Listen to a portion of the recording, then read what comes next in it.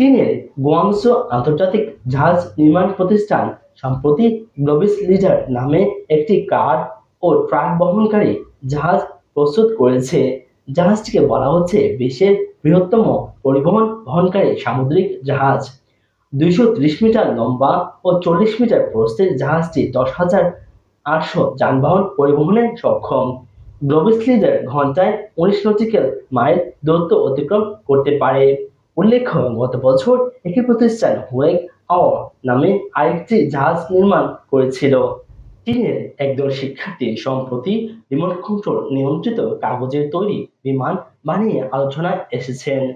তাদের তৈরি বিমানটিকে বলা হচ্ছে বিশ্বের সবচেয়ে বড় বিমান। শেনজেন মিডল স্কুলের শিক্ষার্থীদের বানানো বিমানটি বিশ্বের বৃহত্তম কাগজের বিমান হিসেবে গিনেস বুকে স্থান পেয়েছে। জুহো জুনজি নামে এক শিক্ষার্থীর নেতৃত্বে তৈরি হওয়া দৌড়-নিয়ন্ত্রিত বিমানটি তৈরিতে দলের সময় লেগেছে 6 মাস। গত মাসে এর পরীক্ষামূলক সফল উড্ডয়ন সম্পন্ন হয়েছে।